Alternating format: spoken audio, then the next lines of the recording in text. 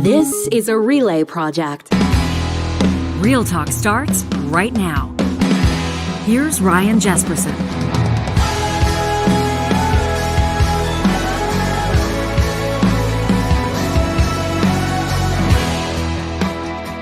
On this Friday, October 21st, we welcome you to Real Talk, and we thank you on this 500th episode.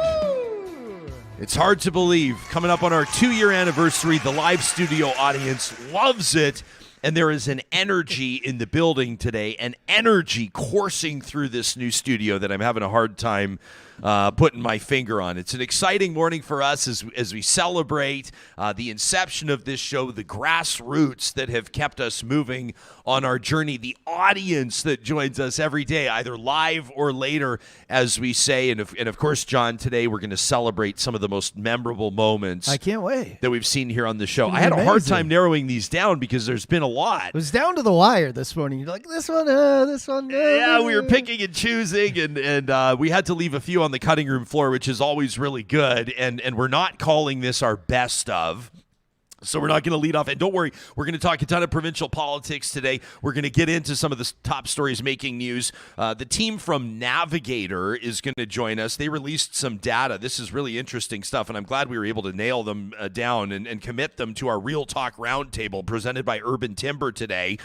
They've put a study together, Alberta's Mindset, the race to 2023, and they've been polling Albertans across the province, urban, rural, different age demographics. We'll get into it.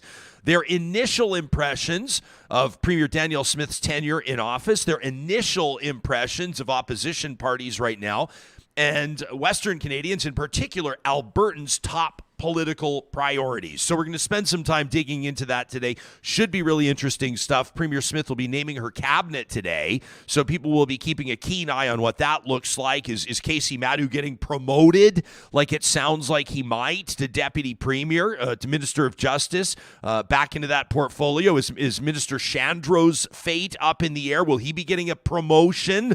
Shandro able to navigate the politics, moving from the Kenny tenure into the Smith tenure. The people are wondering who the new Minister of Health is going to be. Could it be Brian Jean? There's some rumors around that. So this is something that we'll be keeping an eye on today as that develops. And then, of course, we're going to wrap up the show with Trash Talk. We've got some great ones, including, John, a follow-up to our conversation about the greatest Canadian band of all time. Oh, yes. Although we didn't say greatest. What did we say? Most popular or the highest-selling Canadian band of all time? I think we said band because obviously artist, you're talking about Drake, Justin Bieber. Those are the top two for Tough sure. to beat. But in terms of rock band, yeah, I think you nailed it when we had the conversation, but we figured we'll Nickelback. Give you the numbers. Okay, you've got some of the numbers. We'll get to that a little bit later on in the show. So we want to take a look back. We want to celebrate some of the greatest or most memorable Real Talk moments. That's going to be coming up in just a bit. Today is also a chance for us to celebrate the support of partners that have been with us from the inception of this show, when the show is just an idea. The ones that have ensured that we've had what we needed support-wise to bring you this show every single weekday. And that includes the team at Friesen Brothers, family-owned since 1955. Friesen Brothers, through their 16 Alberta locations, is proud to put good food on family tables. And, of course, that includes, in just over a week from now, the 15% off special on the first of the month. If you don't have plans on October 29th or 30th, we want to let you know it's coming up in just about a week from now. Friesen Brothers presents their annual Oktoberfest feast, featuring all of the German culinary highlights you'd expect. It's an all-you-can-eat affair at the Friesen Brothers Fresh Market stores in Stony Plain, that beautiful South Edmonton location, Fort Saskatchewan, Drumheller, Peace River, and Hinton Hill. You can find out more details at friesen.com. Sherwood and St. Albert Dodge is your home for the best selection of the Ram 1500 lineup. That's Canada's most popular pickup truck, and Motor Trend's back-to-back Truck of the Year. What more can we say? Plus, the Grand Cherokee, the best-selling SUV in North America's history. You'll find the best Jeep selection around at St. Albert and Sherwood Dodge. You can shop them online or in person today. If this spring if this winter season into the spring is going to look like maybe a time of renewal for you, might we suggest Canada's Open University? You can find it online at athabascau.ca. Athabasca University offers world-class accredited online programs and courses. The number one benefit is flexibility. You learn at your own pace on a schedule that suits your lifestyle. It means if the family's going to be traveling, if you need to take some time off, if you want to take some time off, if something pops up, heck, that's real life. You're not falling behind. You're dictating the pace and the schedule of your post-secondary experience. You can learn more about the admissions program today at athabascau.ca.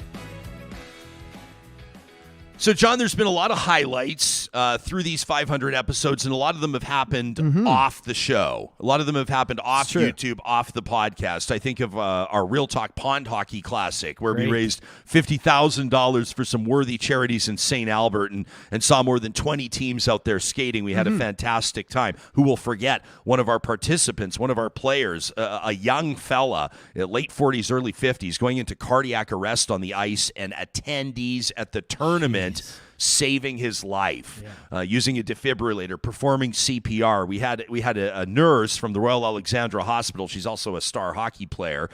She joined us on the show to tell the story firsthand. She was one of those that saved his life. How do we not name that a highlight? Or what about the Real Talk Golf Classic, supporting the Real Talk Julie Rohr Scholarship and the people that joined us out there through 8 holes until the monsoon hit. 8 holes there. And of course, again, $25,000 raised for the scholarship, and then meeting Umahami Bombewala on the show, the recipient, the first ever recipient of that scholarship. I mean, that was amazing for us. Awesome. We've been able to meet community contributors. We've been able to hold elected officials to account. I think of the former CEO of Husky Energy joining us on the show. This is one of the ones that didn't crack the top 5 for most memorable, but Art Price, if I remember off the top of my head, if that was his name correctly, former CEO of Husky Energy, saying we don't need more pipelines. Saying we've got the capacity we need. Everybody in industry knows this. Nobody in politics talks about it. We don't need more pipelines. That was an example of an interview I went, wow. But we put some thought into this, and we wanted to bring you back to 5 of the most memorable moments here on this show through 500 episodes.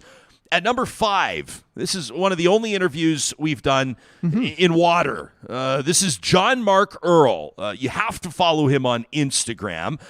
He believes, he really, really buys into and lives the theory, the idea, understanding the benefits of cold water. I'm talking cold water. And every morning, this guy submerges himself into the Peace River. And he brought his son along for the ride as he took an axe, crashed through the ice, and then, took us all into it live on the air. So I broke this ice maybe 15 minutes ago, and there's already a little layer that's on the top. So we're out as far as we're going to go here now. We're just going to get down in. I've never done this before with a microphone, so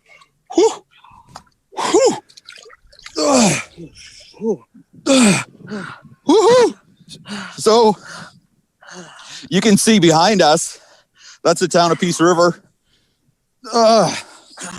So what happens when you come into the water is your body goes into pretty intense reaction to it. Yeah. Pretty intense reaction to it. I can see. With the understatement of the year. That was John Mark Earl, and I loved his son. His son's just sitting there going, We're watching that from the comfort of our studio, but that was a moment that the Real Talk audience responded to in a huge way. That was number 5. Number 4 on our list of most memorable moments through the first 500 episodes. Who will ever forget High Rivers Mayor Craig Snodgrass joining us on January 19th of 2021. It's pretty rare when an elected official tells you who they voted for in a provincial or federal election. But that's exactly what Mayor Snodgrass did. And then he told us why. They made so many false promises. And I'll give you my own. I'll be straight up with you. I did not vote for Jason Kenney at the last election. I voted NDP because of the candidate that we had down here. I believed he was the right person. And I did not vote for Jason Kenney because at the time, in my opinion, he was just full of shit. Leaving nothing to the imagination. Mayor Craig Snodgrass let us know why he voted NDP. That interview sent ripples through this province's pond, as you can well imagine. Number 3 on our list of most memorable moments, when the statement was made, it did not land with a big bang, but the residual impact was impossible to ignore. Real Talk secured exclusive interviews with Mayors Amarjeet Sohi and Dr. Jyoti Gondek the morning after both of them were elected to office in Alberta's most recent municipal election. Mayor Gondek used the opportunity to tell us about her top priority once she rolled up her sleeves and got to work. We have had the opportunity to declare climate emergency for years. We have had various documents presented to us as a council, and I think we've had more than enough time to review them. So let's get serious. Let's declare this, and let's start going after some of the capital that we will see flow in once we make a bold move like that. A bold move, declaring a climate emergency, Calgary's new mayor's number 1 order of business. Now, this prompted a response from a ton of business advocacy groups. Of course, the Calgary Chamber of Commerce was quick to respond to that. Gondek's political opponents quick to respond to that. Provincial and federal politicians had something to say about it. And of course, other media outlets honed in on this. That remains our second most downloaded episode of Real Talk through 500. I hope that somebody takes it down and knocks it to number 3, 4, 5, and ultimately, John, out of the top 10 as the show continues to grow. Number 2 on my list, your list might be different, and we'd love to see them. You can send them in to talk@ryanjesperson.com.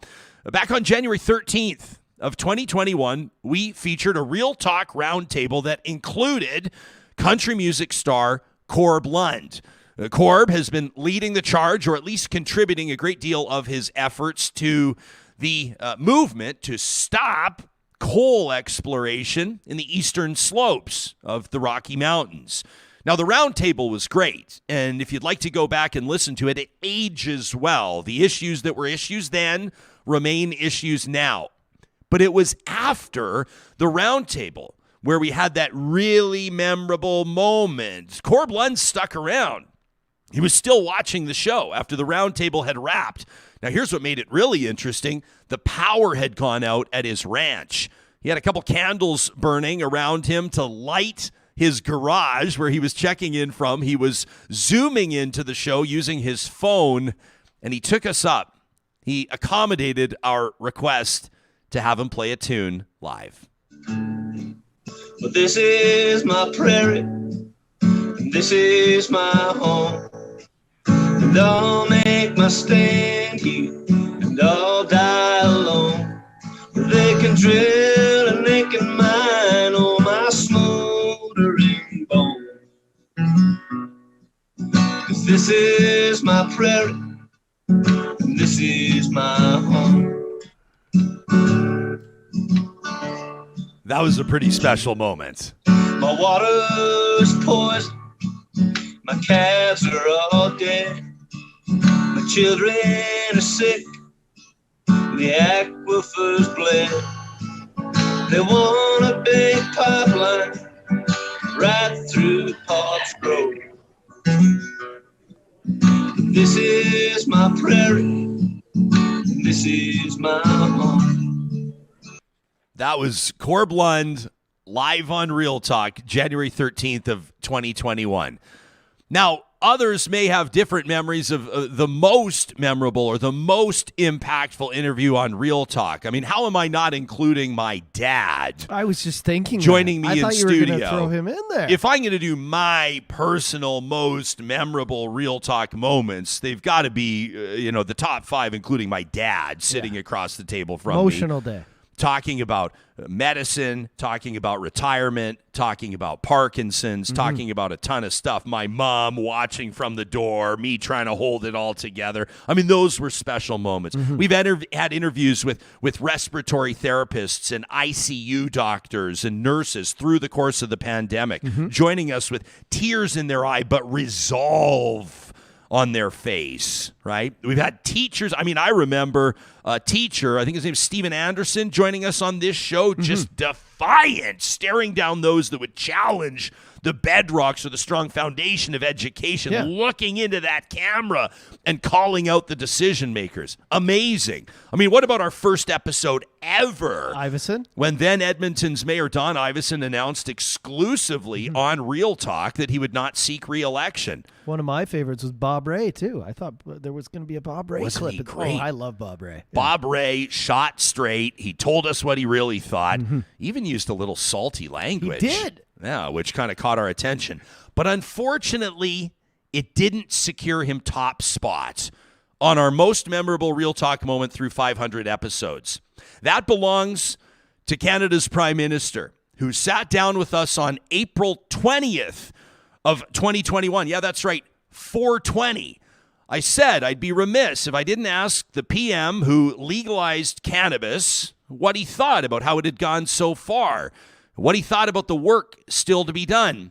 It turned out nobody else that day had asked Justin Trudeau about pot. Oh, I don't know what it says, Ryan, about you, but I've had a day full of briefings and press conferences and a question period, and nobody has brought that up before you did. So I wasn't even aware. Well, that I'm it happy was to help, today. Prime Minister. I swear to God, what does that say? Listen, I think it was a decision based on evidence. It was recognizing that our current approach didn't work in past years and being willing to make changes, even though we knew that would open ourselves up to vicious political attacks. It turned out that the sky didn't fall, that it was a reasonable path forward. There's lots more to do about, particularly on the opioids epidemic, in terms of keeping people safe. And we're looking for intelligent drug policy as we move forward.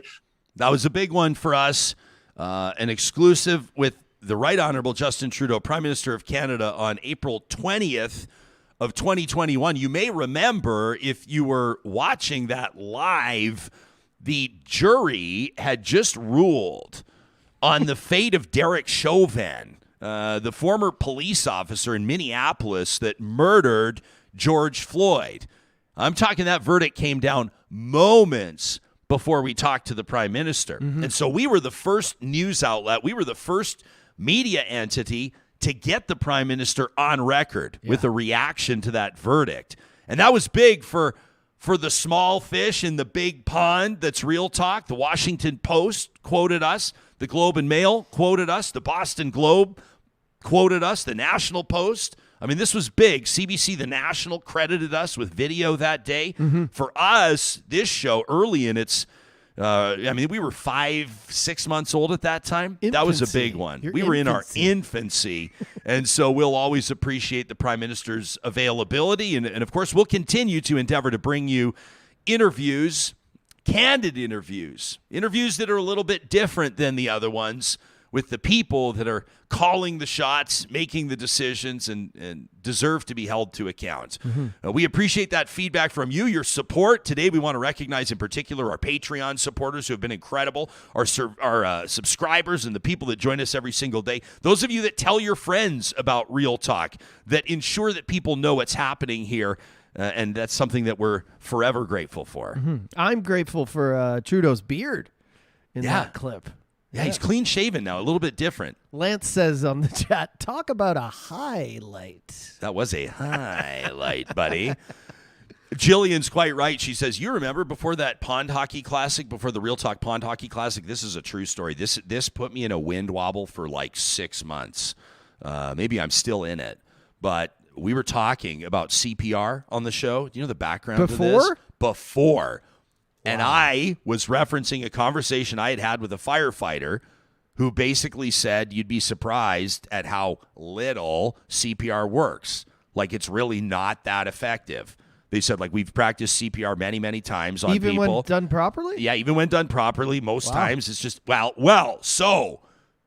so we have that conversation, and immediately I hear from some people in healthcare in particular that were like, hey, whether or not that's true, that's not the right message to send. No. CPR is always worth doing. Always Like, as I'm looking into the camera right now, it's always worth doing CPR, and it's worth knowing how to do CPR. It's worth brushing up on your St. John's ambulance certification or whatever first aid course, right? It's always worth doing. Give it a go. And so we're getting these emails, and I'm going, yeah, this probably is something we should, I should probably circle back on this. Mm-hmm. There's certain responsibilities that this show has. When you have a platform like this, you got to treat it responsibly. So we should probably circle back on this. And then the next day, a guy goes into cardiac arrest at our Pond Hockey Classic, like literally a matter of life and death, and CPR saves him. So that's one of the moments that I will never forget on this show. Maybe not in our top 5 most memorable this morning, but one nonetheless. End of discussion right there. End of discussion.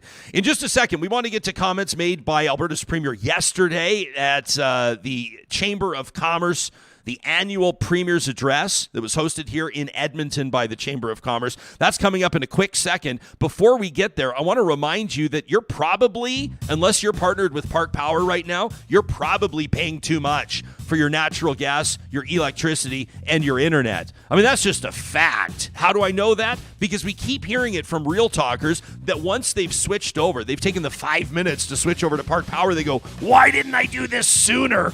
And you're going to save even more if you bundle all 3 services together. You'll save even more if you use the promo code 2022-RealTalk when you take your business over there at parkpower.ca. Compare rates today. Get all your questions answered through a convenient link to their blog.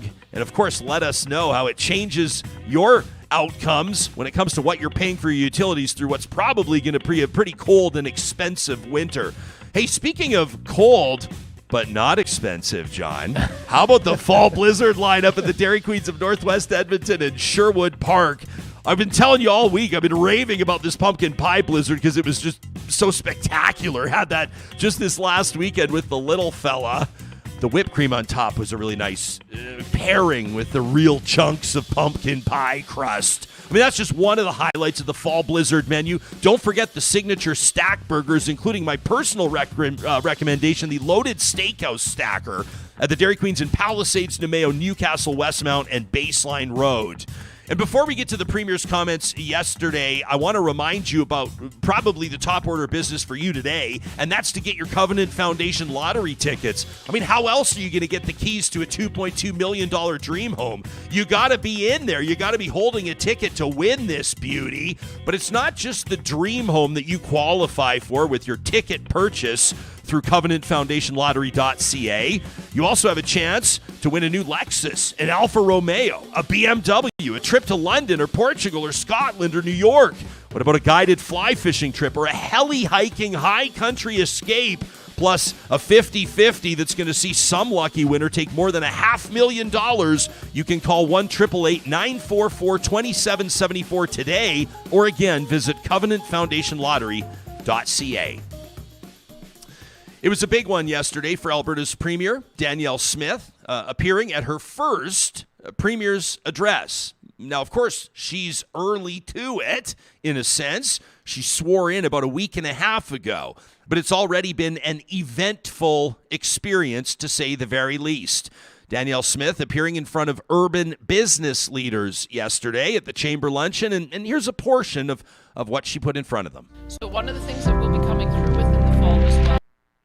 And there wasn't the dramatic music behind her, though it could have been. It would have made the message a little more powerful. I think. Be ready to rock on it. Here's Danielle Smith. One of the things that will be coming through within the fall as well is a change to the Human Rights Code to make it illegal to discriminate against anyone on the basis of their COVID vaccination status. Now, I recognize that there are still some organizations and some businesses in Alberta that is doing that. And I just want to sort of give you fair warning that we are going to be making a serious pivot in that regard. And I would just ask if you would work with us to align your policies with the direction that we want to go in Alberta, because we want to send a message to the community and to the world community and to the investment markets that this is a place that is open for business, that this is a place that believes in freedom. This is a place that believes in free enterprise, and this is a place where we're not going to be making arbitrary decisions that are going to disproportionately impact the small and medium businesses in this province. Now, there's a difference between open for business and being all about freedom. Yeah, I've seen a lot of people making pretty salient points about these comments in the hours since that luncheon. You know, people that are saying international investors want to know that public health policies in place to protect their investments. You know, oil and gas companies, some of the biggest employers in the province, are going to stick to safety plans and procedures that probably would include taking some form of health measure during a pandemic. We've got a bunch of business owners as well who are suggesting that maybe it's not the Premier's role to go on the record in front of business leaders, entrepreneurs, CEOs, and other influencers and suggest that they better get in line with her plan when it comes to medical policy. You know, I quoted Chris Labossiere yesterday. He's been on fire this week. He's the CEO of Local Environmental Services, Altitude Investment, and a lot of other interests as well. He's a partner and a sponsor with this show. Labossiere yesterday tweeting, vaccination status is not a protected right unless it compromises existing medical or religious rights, which are already defended. Otherwise, Premier Smith needs to get her nose out of my business. This is a free market capitalist to a libertarian.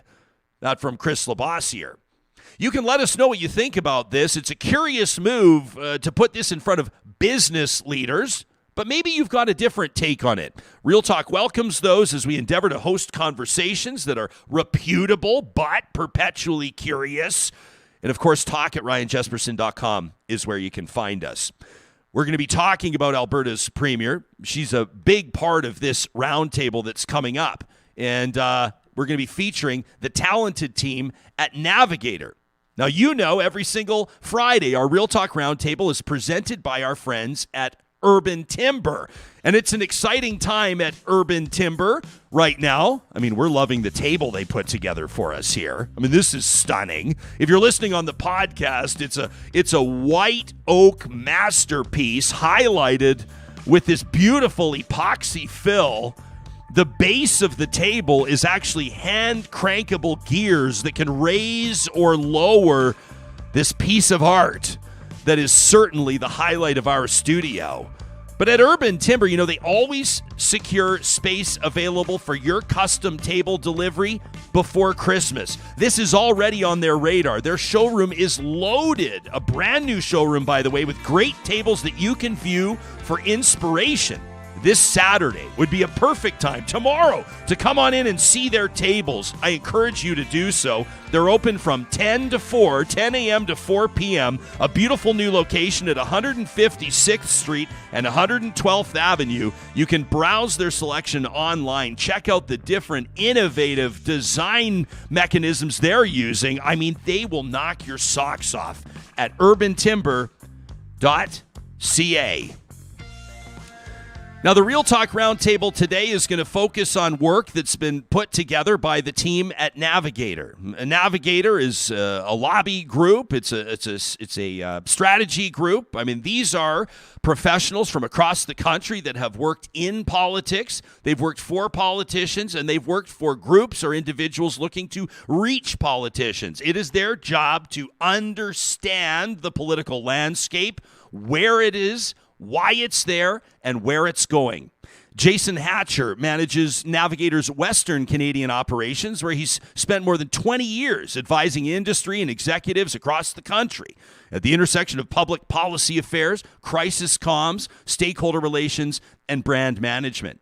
Rosa Ellithorpe is a senior consultant out of Navigator's Edmonton office, leading their GR practice, government relations. She brings more than 10 years of experience in provincial politics in BC and Alberta. She's actively participated in campaigns at all levels of government. She gets how they work. She's managed mayoral campaigns, served in 2 provincial election war rooms, and a transition team as well. Now, that's an interesting point that we'll recognize moving forward.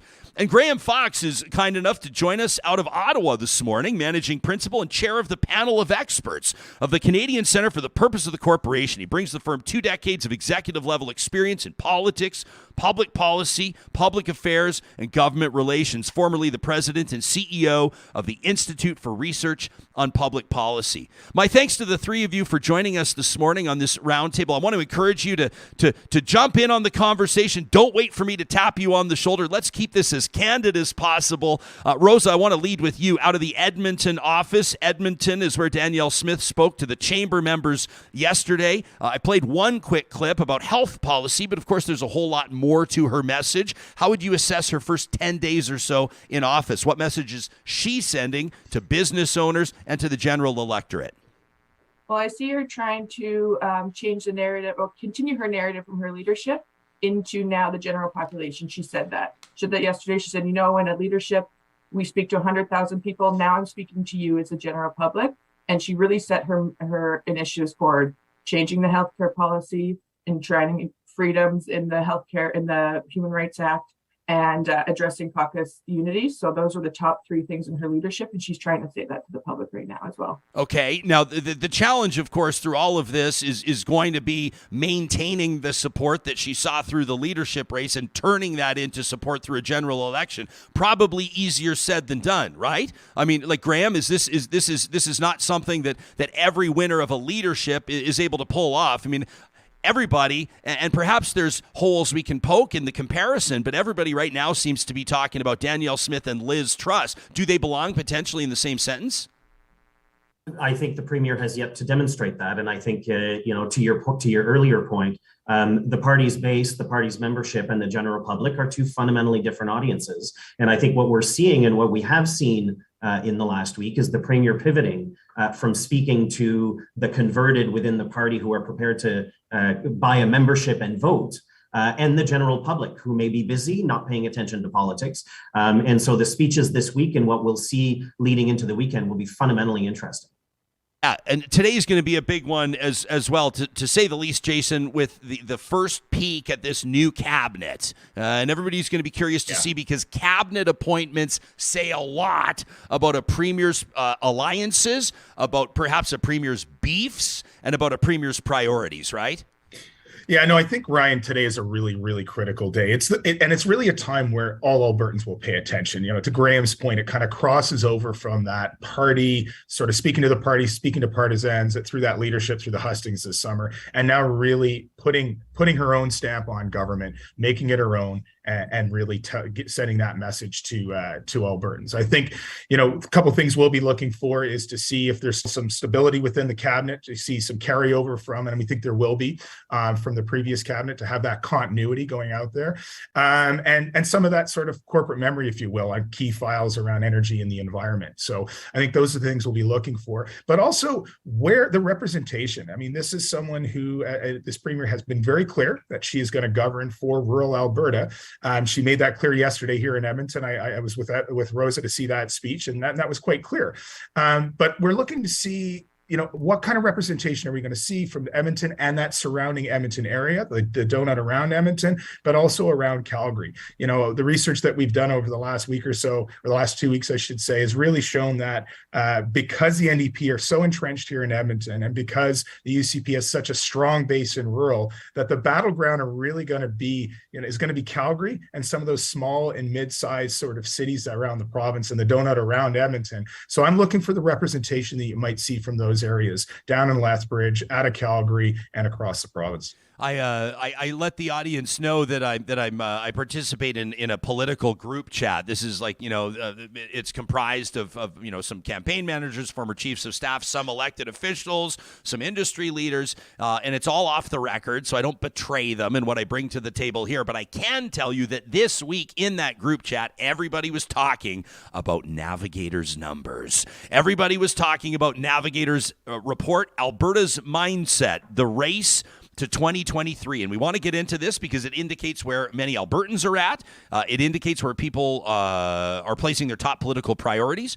It shines some light onto what Danielle Smith's support and the UCP support looks like right now. And we'll also talk about Rachel Notley. I want to throw in some conversation around the Alberta Party as well today because Barry Morishita, their leader, is running against Danielle Smith in that by-election. That's a story we shouldn't ignore. Danielle's probably going to win, but I don't think it's a guarantee. And I wouldn't put that in front of the three of you. But Rosa, can you tee this up for us, this Alberta's Mindset Race to 2023? How did it go down? Who did you talk to? And prepare us, this audience, for the numbers they're about to hear. For sure. So we did a sample size of 1,002 people, to be exact, across the province. So it's very balanced across rural and the urban areas. And we've broken that down in some spaces. And it was in field from the 7th to the 11th. Correct me if I'm wrong, Jason. It captured Danielle's swearing in speech. So we did get a little bit of that feedback on her initial comments that she had to look back in her swearing in speech. So it really reflected that, and that's where we addressed the polling. Okay. Yeah, we went right through the field, Ryan, just to build on what Rosa said, right up until the day of her first press conference. So whatever happened since then, and we know there's been stuff in the news, that would not have been a part of this research. So we've kind of got that first 7 days, if you will. Okay. So does this was this polling concluded before some of the information and the comments surfaced around, for example, Ukraine's independence? And okay, so we can assume that there has potentially and probably been some damage done to the brand after these numbers. Well, we'd have to see, right? I mean, that's fairly speculative, but I will speculate. All right, there you go. You guys keep it reputable, and I will handle the speculation. How's that? All right, let's get to the numbers. These are what people are going to care about. So this is polling by Navigator. We've got their panel here. I'm grateful to have the trio with us here on the Real Talk Roundtable. 2019 election results versus current vote intention. For people watching this on YouTube, they can see it on the screen. Back in 2019, voter intention, or rather, pardon me, election results, 55%. The UCP saw 55% support through that election. Current vote intention right now down about 17 points to 38%. In 2019, the NDP official opposition, of course, took a third of the vote, took 33%. They're up 20 points. The current vote intention at 53%. Jason, you want to tee this up for us? Yeah, I mean, look, the first thing I would caution is voter intention doesn't necessarily equate to seat distribution. And look, at a lot of jurisdictions in Canada, first past the post, you'd see these numbers and you go, wow, that's it. It's over, slam dunk. But the one thing that we've concluded from this research is there's a strong path to victory, frankly, for both parties. And when you really look at that seat distribution, because of the Edmonton sort of fortress Edmonton, if you will, for the NDP, and the same thing rural, you still are in a situation with those safe Tory seats where they're actually, in terms of seat projection, likely in the lead, probably sort of say, think 29 to 20 with the rest up to grads, the race to 45. But there's definitely some, even in the research, we saw some concerns out of rural Alberta, even some of that cracks perhaps in some of that support. But I think it's really that she's unknown in some ways. While she's well known on some of her policies, I think people are waiting to see how she's going to address some of these and how she transfers from, as Rosa suggested, that sort of going after the leadership, that partisan piece, to now speaking to the general electorate. And that's going to be really key in the next coming weeks and months. Okay, well, I'd be curious for all three of your take on this, Graham. Maybe we go to you first. If you're trying to get the electorate, if you're trying to get people in certain ridings or pockets of the province, if you've got a target demographic you're trying to reach to get to know the premier, how do you do it? Is this the visits to the world's largest Pysanka? Is this the kissing babies? Is this funding announcements? How do you do it? I think it's a little bit of all of the above, and I think it's definitely putting some meat around the bones of some of the policy that she's put forward as a leadership candidate. And the first one that comes to my mind is the Alberta Sovereignty Act. Where the manner in which she's been talking about that since becoming premier has been markedly different, at least from my vantage point in Ottawa, in Upper Canada, if you will, than was the case when she was a candidate. In her interview with you last week, I was really interested when you asked her about her approach to her relationship with the Prime Minister. I was really interested that she led first with areas she thought there might be common ground, whether that's CCUS and technology and other things, did not lead with the points of division. And for me as a voter, if I were a member of her constituency or a member of the Alberta electorate, I'm taking a lot of cues from those sorts of things. I want to see a premier engage with the rest of Confederation. I will leave other issues to my colleagues, Rosa and Jason, but I thought, those are the kinds of things voters will be looking for clues on how she will govern, how she will use the advantage of incumbency between now and the next election. And I thought, her conversation with you last week, I think, was very telling from a kind of Confederation, how will Alberta behave point of view. Rosa, when you were working in BC politics, were you there working under Christy Clark? I was, yeah. So you had a front row seat to, at that time, what was is it fair to call it a contentious relationship between BC and Alberta at the time? I was actually with Redford when that was going down with her and Premier Clark. So I got to see that, and then I went over there, and Christy maybe gave me a few jabs about being interesting. So they came in and they poached some of Alberta's top talents and brought it out to BC. There you go. Do you have any? I mean, is it too early to say? We haven't really seen any sparring, and BC's political landscape is a little bit in flux in so many ways as Alberta's is right now. But what do you make of the dynamic? I mean, obviously there's almost like an implied alliance between Alberta and Saskatchewan, and it's interesting to see Nova Scotia kind of chiming in on some so-called sovereignty stuff, though I recognize that's a really big and loaded word. What do you make of the state of Alberta's relationship with BC right now, and how that might change or not? I think it's a good question, because we haven't actually been thinking about it. We talked yesterday about the polling showing how people coming out of COVID are in a very selfish state of mind, where you're thinking about affordability, you're thinking about your healthcare, you're thinking about your parents, those kind of things. So the conversation between BC and Alberta right now hasn't been on a hot topic on any of the tables that I've been chatting for politics. But David Eby coming in as the new premier, he's got a long-standing history of being a strong NDP, like shining star. I don't think he has the relationship with Rachel Notley that John Horgan did, going out quite popular. So they have to find some allegiances. I know John Horgan pushed back federally on some of the mandates when they were coming down. So there's some things there, not as strong as Alberta did, but they'll have to find some allegiances, especially on the environmental and the pipeline side. So it'll be left to be seen what David Eby's top priorities are, and how Premier Smith aligns with him. Okay, we're going to get into the new premier. Just if I could jump in, Ryan, the new premier in BC is facing a lot of pressure from the environmental side, right? I mean, there was a lot. We saw the disqualification of the candidate that he was up against, alleging that there was a lot of Greens backing her.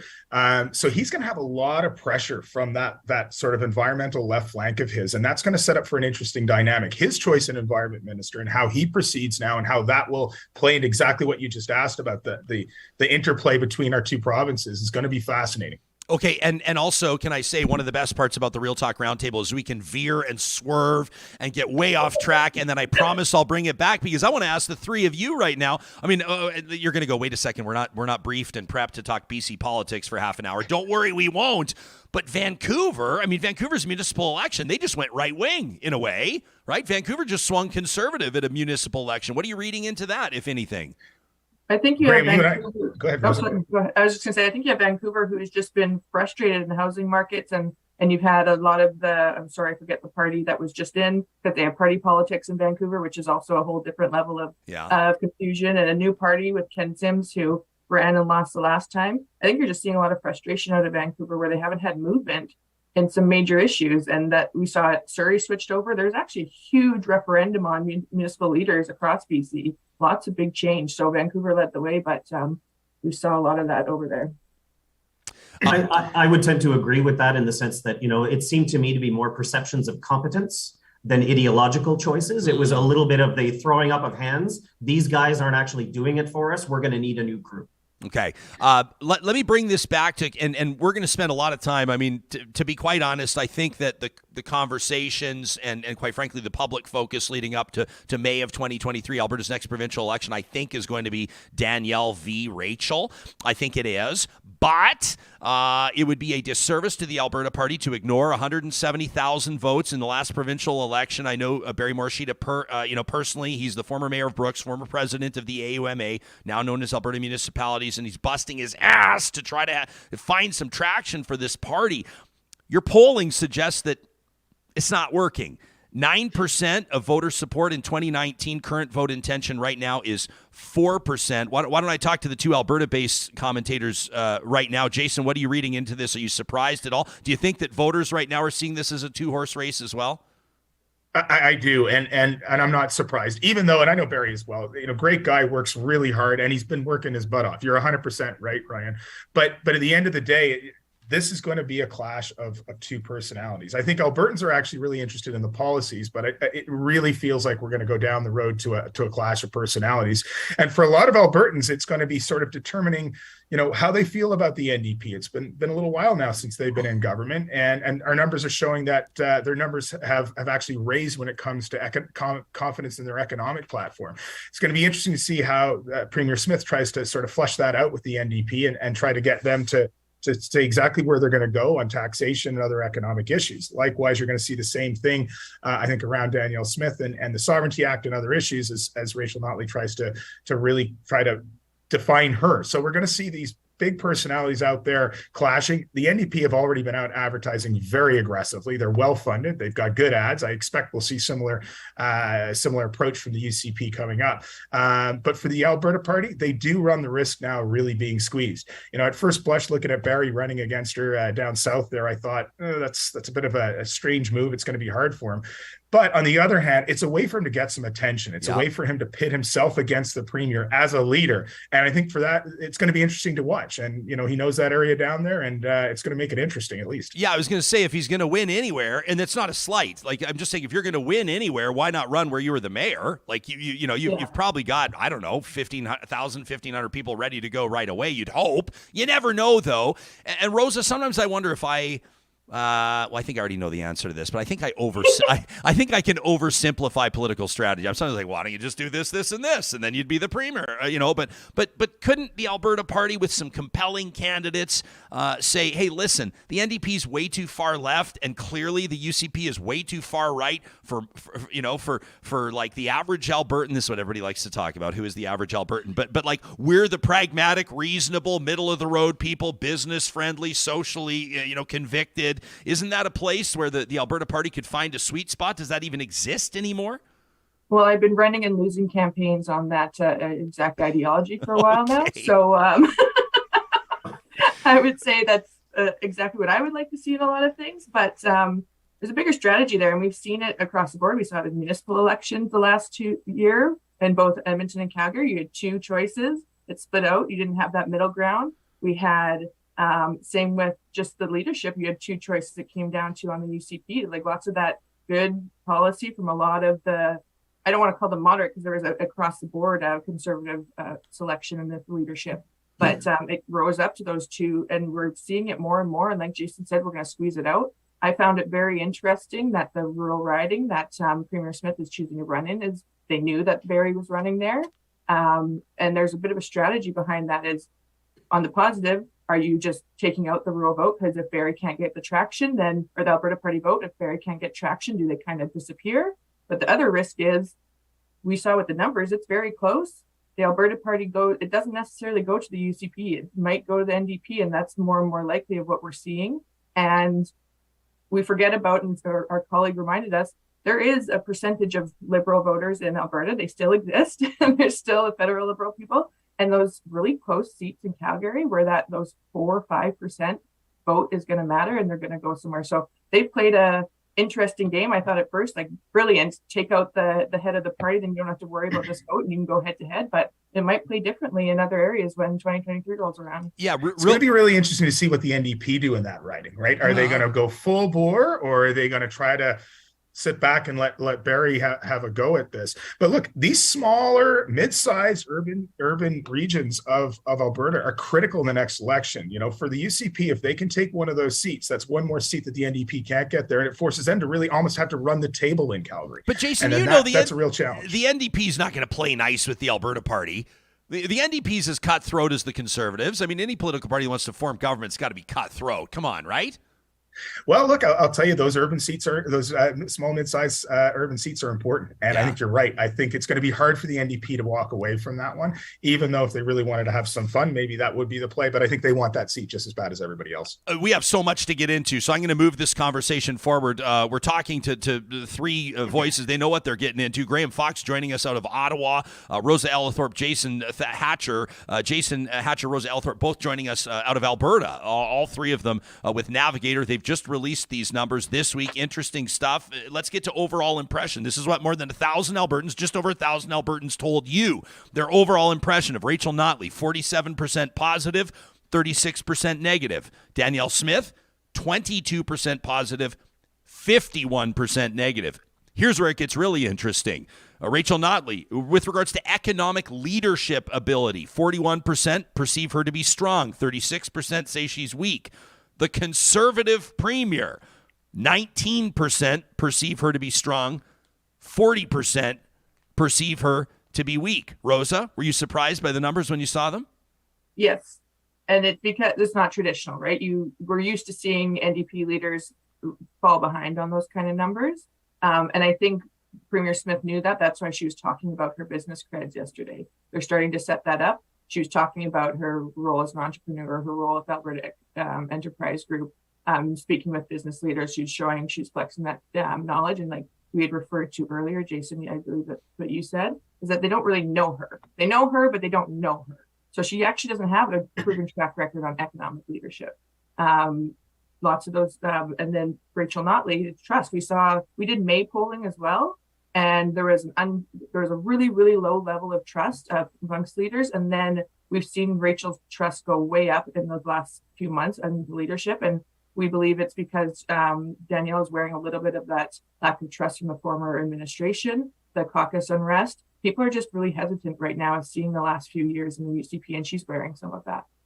Jason, I think there's two things driving this, and these numbers were pretty surprising. Right, why do you, Ryan? They kind of really jumped off the page. Yeah. But I think look, we all know capital markets require certainty, and this province is blessed with a lot of resources, right? But whether it's our oil and gas, whether it's our renewables, whether it's tech, whether it's ag, we need outside investment, and that Sovereignty Act. And we saw this 40, 50 years ago in Quebec as well, when Montreal was the biggest city in this country, and that uncertainty creates challenges for markets. Likewise, the other choice around the NDP now, they're going to have to reveal their economic sort of agenda, if you will, because that creates uncertainty as well. And I think that's what you're sort of seeing. Those numbers came up quite a bit for Ms. Notley during the UCP race. I would argue in some ways she won the UCP race in that sense. But what Rosa just said there a moment ago is really critical. Premier Smith inherited a lot of baggage from Premier Kenney and from the caucus on that caucus, that lack of unity. People did not like the infighting. It really turned Albertans off outside the party. And to the extent that she can fix that piece, and already we've seen this week a lot of caucus singing from the same songbook, a real different dynamic. It's more inclusive. Caucus members have really been told that they can participate in policy, that they're going to be a part of the agenda going forward. That change alone, if she can maintain that, and the test is today, right? Because everybody's in cabinet till they're not in cabinet, and that's announced. So once we get past that, if that unity maintains, I think there's really an opportunity for her to increase her numbers quite quickly, and this might tighten up. Graham, what's the scuttlebutt in Ottawa? I think Albertans, and I say this including myself, we all want to believe that Alberta is all Torontonians talk about. It's all they're talking about on Parliament Hill. Everybody in Montreal and Quebec City cannot stop fixating on Alberta-driven stories, but I think the truth is maybe a little dialed back from there. Sure, except that I would say that this is a race that that political observers, particularly in other parts of the country, have really been following. And I think the moves in the immediacy of the next couple of days will be really important. Do cabinet choices around finance, around energy, around environment reassure people and bring the temperature down, or does it reinforce the uncertainty that we've seen? So that's number one. Number two, in the Premier's approach to building coalitions to get Ottawa to take more seriously the Premier's demands for more money for long-term care and other things, do utterances around Ukraine and Russia and utterances around the unvaccinated, does that get in the way of other premiers standing with her and building that common ground vis-a-vis Ottawa. I think those are things that everybody's actually watching, not just for the impact it may have on the Prime Minister's strategy, but the impact it may have on the leader of His Majesty's loyal opposition, Mr. Poilievre. Hey, Rosa, let me ask you a question. If you were working in the Premier's office right now, she's issued 2 or 3 clarifications, whatever you want to call them, clarifications, apologies, walkbacks. She's issued 2 or 3 statements in her first week relating to a couple of different things. And I've heard different opinions from people. Some have said that it was astute of her to apologize. She had to apologize in particular about the Ukraine stuff, considering Alberta's Ukrainian population. And others, including some friends of mine that support Danielle Smith, have said that they were disappointed she apologized and they didn't believe that she needed to apologize because her supporters and her base don't want her to apologize. How would you have managed that over the past week or so? I think I would have gone for the apology. It's great. Her supporters and base don't want her to apologize, but they're not going anywhere. Fair. The election is on. That's what our numbers have shown. It's 7 months. She has to start saying her message to the general population. She has 123,000 UCP members that showed up. That doesn't win a general election. So those are the kind of, we're switching from leadership and opposition to governance, and governance is hard, and sometimes those apologies have to happen. Okay, let's get into some of these numbers around support for the Alberta Sovereignty Act. This is also particularly interesting. These numbers per Navigator. Their team members forming our Real Talk Roundtable today. Of those polled by Navigator, support for the Alberta Sovereignty Act, 32% of those polled support it, 50%, nearly half, oppose it. And then some somewhat support or somewhat oppose, and then there's some that feel that, they don't have a take on it. That's about 1 in 5 people polled, by the way. But here's what's really interesting. Support for the Alberta Sovereignty Act does not see a majority in the rural areas, which one might have assumed. 40% support in rural areas, 32% in Calgary, and 25% in Edmonton. Throw this into the mix, just 1 in 4 people polled believe that Alberta needs to, quote, stand up to the Trudeau government, and the Alberta Sovereignty Act is an effective way to do it. That's just 26%. But Jason, you're probably going to say, yeah, but if you can get all of those 40% in the rural, or if you can get every one of those 26% to show up to the polls, that could be a winning formula, couldn't it? Well, look, I think there's a couple of things you've identified here. First of all, wow, there's been a ton of churn on something we haven't seen yet, right? And I think we really have to see what's in it. But it was an effective tool for her. And I think what we're also seeing is Rosa's already described, right? That shift from speaking to the partisanship, speaking to the party, and now speaking to the public. And that 40% was really striking coming out of rural. It says that really has to be defined with rural Alberta because, look, we still show that nearly 75% of Albertans want a premier to stand up to Ottawa. So it's table stakes, right? It's kind of a point of entry in our province. You've got to stand up. And look, hey, the best friend of any incumbent premier across the country is an enemy in Ottawa. But how she defines this, particularly, as I've said again, right, those smaller urban and mid-sized cities, I think that's where you're seeing a little drag on those sovereignty numbers. And I think how she defines this going forward, how she says she's going to use it, is going to be really important. People are watching. It's that uncertainty piece right now. Right now, Albertans have to choose between 2 uncertainties, right? The economic uncertainty of the NDP and the uncertainty of the Sovereignty Act. She has the chance Premier Smith has a chance to really define that in the next few weeks, and it's going to be really important for her, I think, her premiership. But Rosa, I remember I've told the story a million times, the cab ride back to our hotel in Toronto, me, Brad Wall, Danielle Smith, and Charles Adler in a cab. And we're talking, and Brad's, former Premier Wall is asking Danielle Smith, when are you going to run again? When are you going to get back into politics? And she says, I'm unelectable. She says, after everything that went down, she says, I'm unelectable. And so people want to know what's changed now. She had to repair her reputation a little bit. There were a lot of ardent conservatives that felt, quite frankly, betrayed by the floor crossing, right? As if I need to provide the background on this. So if she waters down or dilutes this Alberta Sovereignty Act, doesn't she risk betraying that same base again, the ones that sent her to the Premier's office? And there it is, right? How do you rule from rural and still win in some of those urban centers that she needs to? Sorry, Rosa. That's okay. And I was just going to say, I think you're absolutely right. I just said her base isn't going anywhere, but if she doesn't deliver on this, that's when the internal fighting will start again. Yeah. They're going at this with grassroots. I think there's a reason they're presenting cabinet to the AGM this weekend. They're not swearing them in until Monday. They're announcing it this morning in an hour and a half, and she's sending her people in. It's members first, and those members are expecting something, and she's approaching it that way. the Sovereignty Act will be incredibly important to make sure she does it. But again, we haven't seen it, so we're speculating. Is it watered down? We don't even know what we're watering it down from because we don't know what it was. So that's where a lot of maybe should have, could have, would have. Yeah, I mean, I think some people, quite frankly, are expecting this to be Alberta putting Ottawa on notice that we're leaving, and I think that those people are going to be disappointed. Before we thank you for your time, all three of you, and I'm really grateful for it, I want to ask you about this, and Graham, we'll lead with you, and you can take this as specifically or as generally as you like, because your polling's interesting on this. We don't have time to go through every single one of them, but you hone in on key issues management. And you ask the public, you ask the electorate about healthcare and creating jobs and economic outlook and of course, returning the province's finances to moving toward reduced debt. I mean, the latest budget was a good news one in that context. Controlling spending, reducing taxes, and standing up to the federal government. It's a lot of kind of so-called conservative talking points here, Graham, but can you talk to us about how Ms. Notley and Premier Smith might navigate those waters? Well, I think part of what was most interesting to me in the numbers is how closely Ms. Notley has moved in on traditional conservative space. And I think that really is the Premier's basic challenge coming into this. How do you regain that ground to somebody who's not supposed to be beating you on the economy and on basic governance and competence? Jason? Yeah, I think it's going to be critical how she sells her vision on healthcare. Healthcare is the number one issue that we identified for Albertans in our survey, and that happens a lot, and then that doesn't necessarily play out in the election. But I think because Premier Smith has made healthcare, vaccination status, et cetera, such a critical pillar, and the fact that the changes she wants to make to AHS, we know that Albertans want to have more frontline workers. We know that they want to have more access. We know there's a backlog in the system, and we know that the workers, the Albertans that are working in the healthcare system are tired and they're burnt out.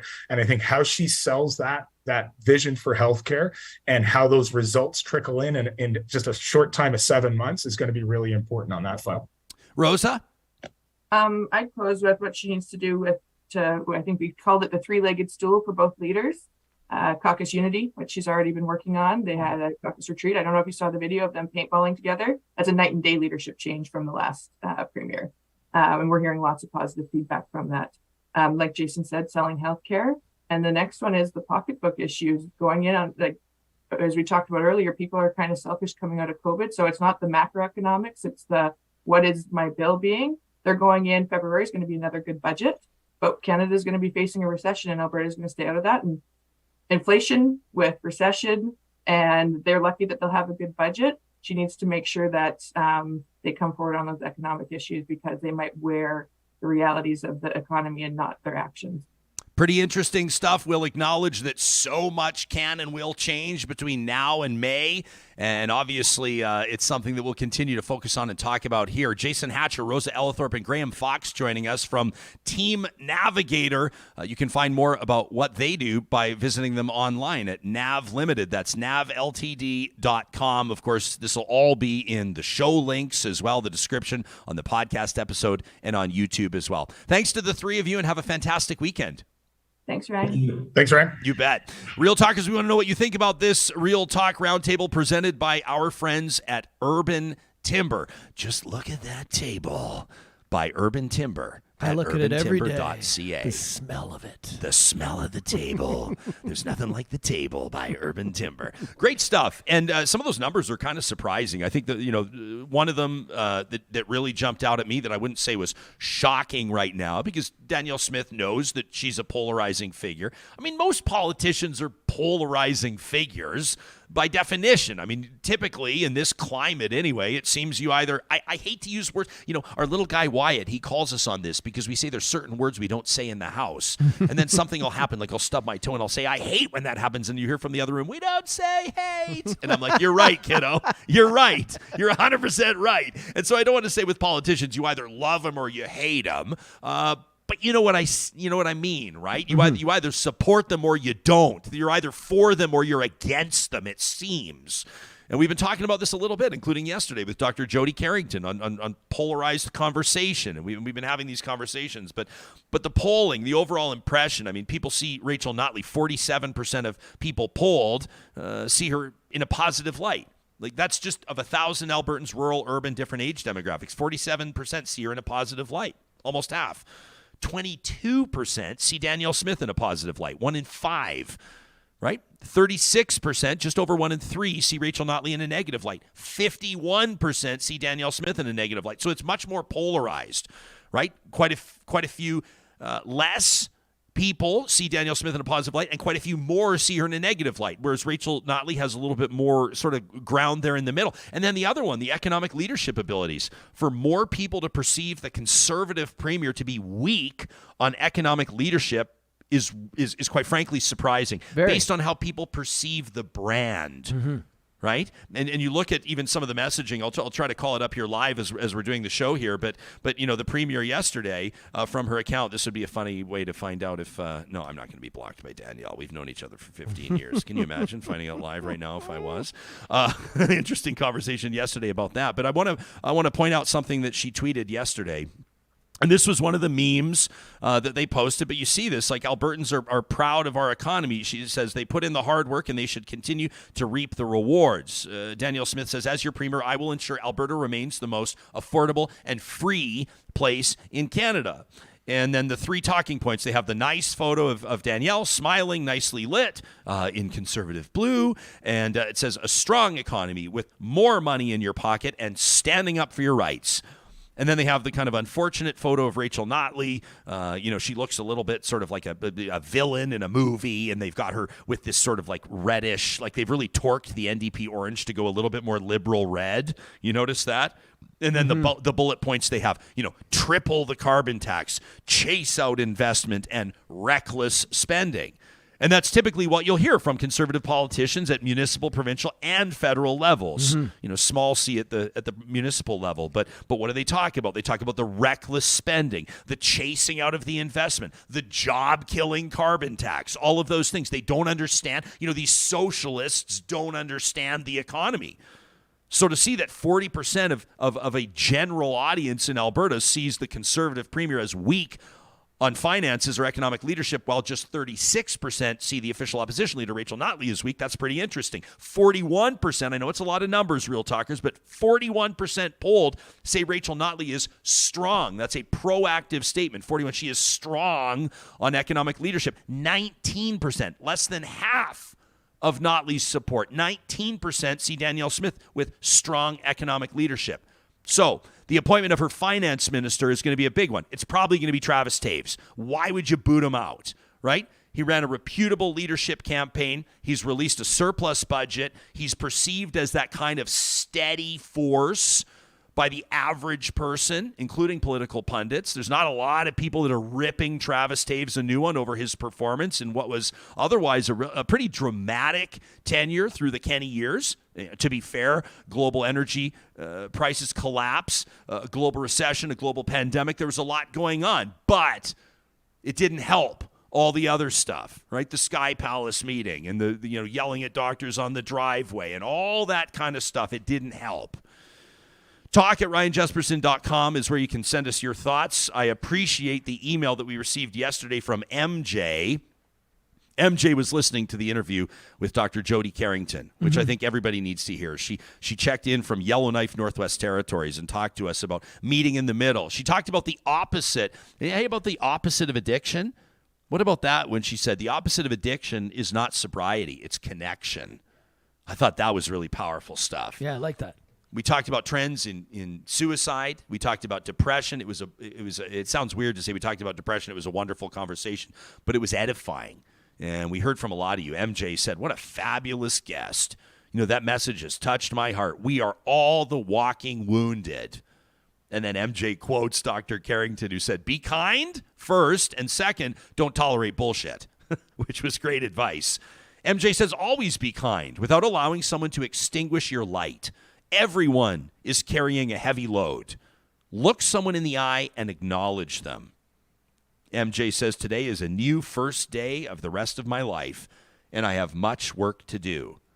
MJ signs off with appreciation. That's incredible. Mm-hmm. I could have saved that for Positive Reflections coming up on Monday, presented by Kubi Energy. However, we have a very special, I haven't even told you this yet.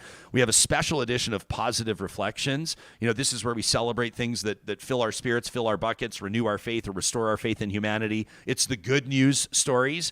And we're actually going to do a live interview with a principal and a teacher that's just won a very prestigious award for work that this teacher's been doing in their class over a number of years. And so a live interview for Positive Reflections, that's coming up on Monday. Of course, as mentioned, that is presented by our friends at Kubi Renewable Energy, providing solar energy solutions to power your life. Now, Kubi Energy knows that you're probably, if you're the average customer, you got a lot of questions about what a solar install could look like. What are the economics of it? What's the bottom line? How much room do you have to clear in your basement for all those batteries? Guess what? You don't even need batteries anymore. So much has changed with solar, and Kubi is leading the charge. You see what I did there, John? You can get your free quote today at kubienergy.ca. Don't forget, they're the experts as well on tapping into all the grants and incentives out there, including that Canada Greener Homes grant, $40,000 interest-free, 10 years to pay it back. Kubi can get your application started today. Find them online at kubienergy.ca. At Apex Automation, they are growing their team every single year for the past 3. They've been adding not just team members, but locations as well. They're opening new offices across Western Canada and beyond. Why? Why are they opening in Vancouver? Why did they open in Saskatoon? Why are they in Edmonton and Calgary and Lloydminster? Well, they're expanding as well into Tampa and Houston and other American markets because they want to be close to their clients' sites. They want to support their clients with quick turnaround service and fewer travel costs. Kubi's all about giving people back their time. Apex Automation, that is. Well, Kubi is too. But Apex Automation giving people back their time through automated systems, industrial control systems engineering, and software development solutions. They're hiring the most talented engineers in the country. If that sounds like you and you're ready to make a move, check out apexautomation.ca today. And of course, there's Eden Landscaping, our friends from the outset of this show, a family-owned business, a custom landscape builder with more than 20 years of on-the-ground experience in Edmonton and area. You're going, yeah, man, we're not going to start a landscaping project right now at the end of October, man. The ground's going to be frozen, guy. Well, here's the deal.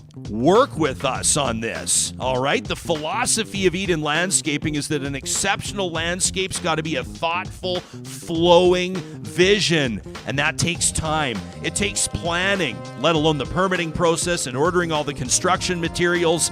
Today's a great day to check out landscapeedmonton.ca. Make contact with Mike and his team so that they can hit the ground as soon as it thaws, bringing your outdoor space to life this spring. Well, every Friday, we provide an opportunity for real talkers to get a few things off their chest, right? To say what they really mean using this megaphone. It's presented by our great friends at Local Environmental Services.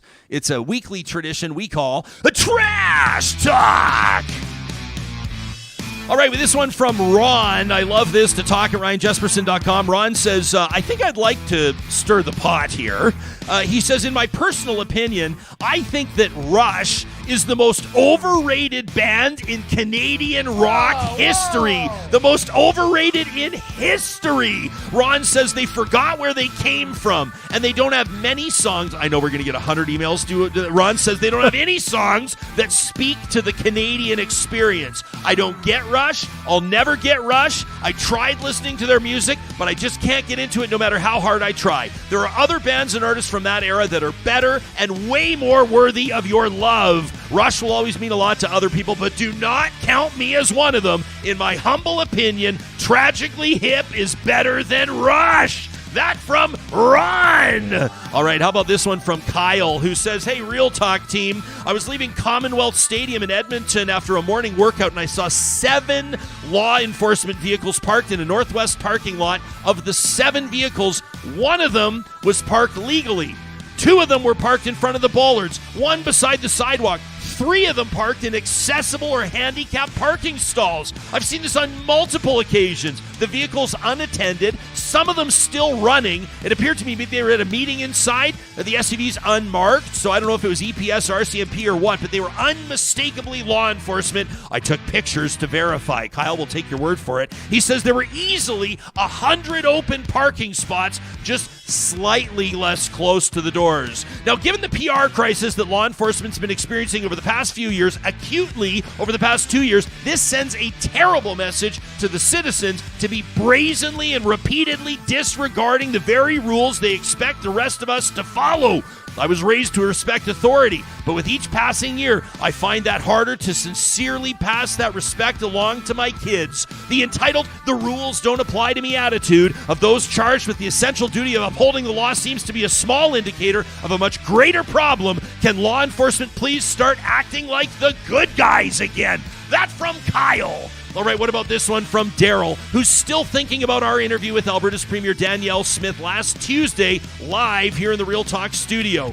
Daryl says Smith talked about addiction and mental health from the lockdown. She talks about how mental health and addiction contributes to crime. So her thought is to create a provincial law enforcement agency. You can't police mental health and addiction. It hasn't worked and it won't work. You can't just lock people up and expect that to solve the problem. Police don't prevent overdoses. Police don't prevent addiction. Police won't prevent or can't prevent rural crime. They rarely and often, though, make mental health crises worse because we're not equipped to deal with them and are oftentimes the last person a mentally unstable person wants to interact with. We need more supervised consumption sites. We need more affordable housing. None of this, which the Premier brought up in talking about addiction and mental health. We need to fix the root of the problem, not just punish the consequence of the problem. That from Daryl. And this from Brad, who says Danielle Smith strikes me as closer to Jamie Saleh in temperament as opposed to that of a premier. She doesn't strike me as premier material. Her comments about Francois Legault, the Premier of Quebec, on your show, Ryan, I can't see anything other than a nod to the separatist elements that broke off of her Wild Rose Party. Now, I have my bias, so I'll admit, I was hoping for a scathing ripper to shreds type interview, and maybe that wasn't a real expectation, but I'm frustrated with you, Jespo. You know, you go online, you read the comments of support that buy into her weaving tales. They hear underlying messages that she's not saying out loud, and it bugs the shit out of me, says Brad. I'm hoping for a resounding defeat that could force the party to find a standard of truth. Now, Brad and everybody else sent us an email by way of the Connect link on our website, RyanJesperson.com, or directly to talk@RyanJesperson.com. We accept trash talk emails 7 days a week. And, of course, we send it out in a special podcast edition on Saturday. Coming up next week, we're going to take a look at that new cabinet from the Premier. We expect to speak to the official opposition leader, still working with her team on that, and other issues that are making news across the country. We wouldn't be at 500 episodes without you, Real Talkers, and from the bottom of our hearts, thank you. We'll see you Monday.